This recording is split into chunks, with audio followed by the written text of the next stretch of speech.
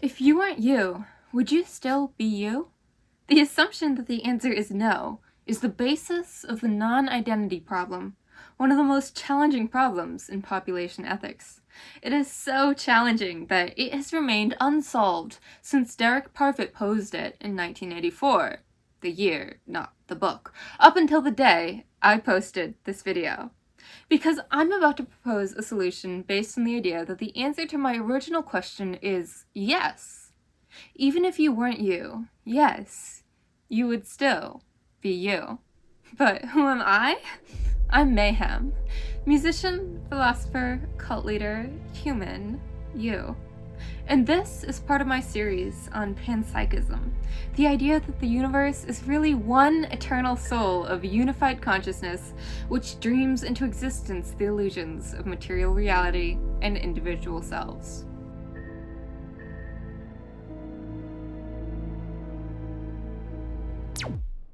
And what's the answer?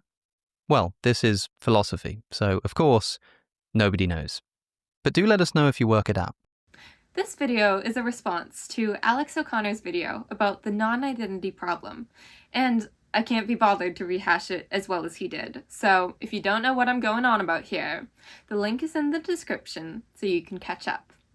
But in a nutshell, the non-identity problem is the idea that if you create a human or group of humans with some terrible disadvantage, like extreme poverty or disability or sickness, they should be grateful that you did so, because if you had done otherwise, they wouldn't exist.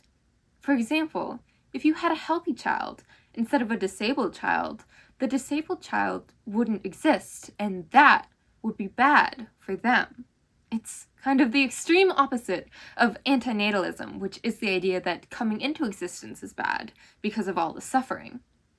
I believe the panpsychist worldview easily refutes both the non-identity problem and antinatalism, but we'll save antinatalism for another day. So let's look at the core of the issue. Let's assume antinatalism is wrong, and it would be bad if you didn't exist.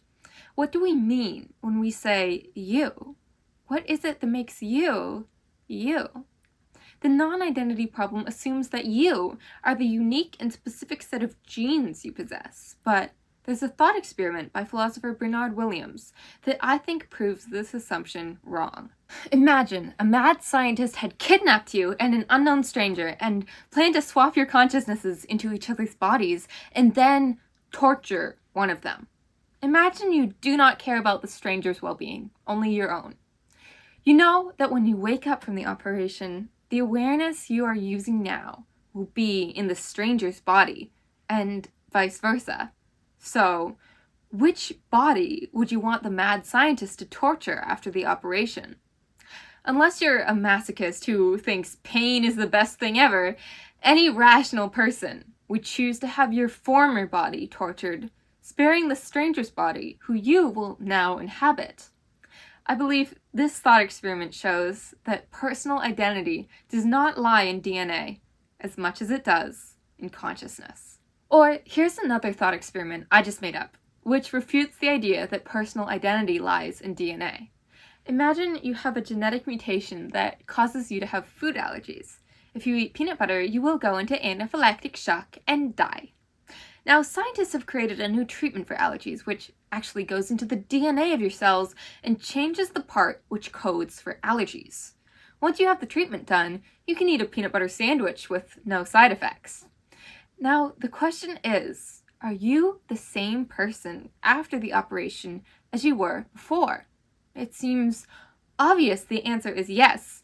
Even though you have different DNA, the you experiencing the delicious peanut butter sandwich seems to be the same you who had to carry an EpiPen the day before. So it seems the DNA of your body can change subtly or drastically, and you'll still be you, as long as you have your awareness. But where does that awareness come from? Here's where we get into two theories of reality: materialism and panpsychism.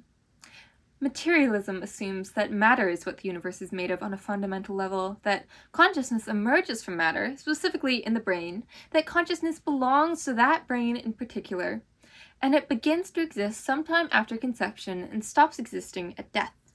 Panpsychism is the opposite worldview. It proposes that consciousness is what the universe is made of on a fundamental level, that the illusion of matter emerges from that consciousness the same way it does in a dream, that the consciousness in each individual is actually part of a larger unified ecosystem of consciousness, and, like the matter and energy which emerge from it, consciousness can neither be created or destroyed, but only change form.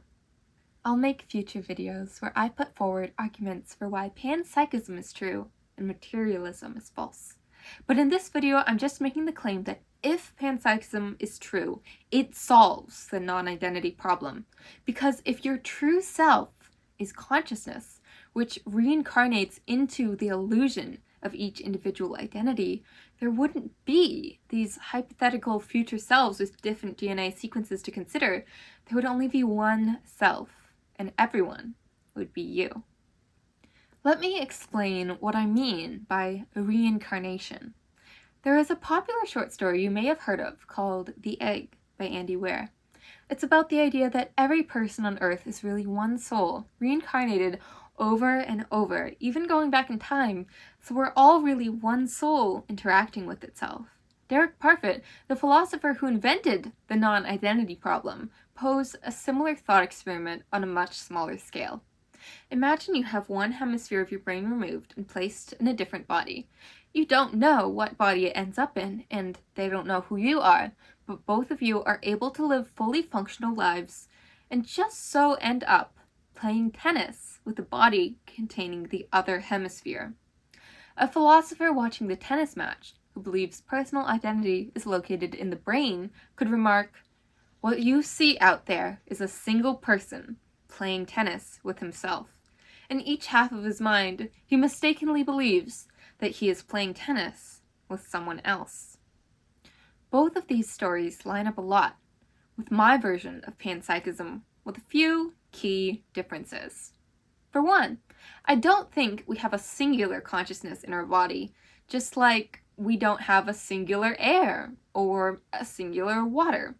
I believe consciousness, like air and water, cycles through our being and all other beings constantly. And to say your consciousness is reincarnated from that of Napoleon is the same as saying some of the air molecules you're breathing were once in Napoleon's lungs. It also means your consciousness doesn't have to wait until you die to be reincarnated, because it isn't your consciousness, just like the air in your lungs is no longer your air once you breathe it out. It also explains why there could be a natural explanation for justice in the afterlife, that the people you affect most tend to be physically closest to you, and therefore the consciousness you're using to be aware of this video might be used to be aware of your friend's life in an hour if you get coffee with them. Just like we perceive our bodies as static, even though they never have the same set of air molecules twice, we could perceive our ego as static no matter what set of consciousness molecules they possess. But the true self is actually the consciousness itself, which continues existing regardless of whether our egos are there or not, because it cannot be created or destroyed. In other words, you are not your ego. You are the infinite being that is currently aware of your ego. Let me pose another thought experiment to help this idea sink in. Imagine you are watching TV, which has different channels that portray the lives of many different people. No matter which channel is playing or how many times you change the channel, you are always the same being, the awareness that is watching the TV. You may become so invested in the show that you believe yourself to be the character on the screen until the channel changes and you believe you are a different character. The TV show represents your ego, a temporary sense of self, while the being watching the TV represents your true self, consciousness. If we assume this worldview is true, does it solve the ethical dilemmas Alex poses in his video? Let's test them out. Imagine you struggle to have children, so you choose IVF, in vitro fertilization. You have to choose between two embryos to implant and can only choose one. One would grow up to be healthy, while the other would grow up disabled. You could be conflicted because you want a healthy child, but Disability activists tell you that murdering disabled embryos because they're disabled is ableist. Or you could be conflicted because you want a disabled child and all of the attention it would bring you. But eugenics activists tell you that murdering healthy embryos because they're healthy is ableist. What is the right thing to do? The conflict comes from the idea that the disabled embryo and the healthy embryo are different people. But if your true self is consciousness, then they would both have the same self, only being in different bodies. So you can choose based on this criterion. If you were reincarnated as one embryo or the other, which you will be, which one would you rather be? Problem solved. Let's move on to the population level. Let's start with the premise that we want to maximize both the quality and the quantity of life, which I agree with. Now, what if we have two societies, one with a small amount of people with a very high quality of life, and one with a large amount of people with a very low quality of life?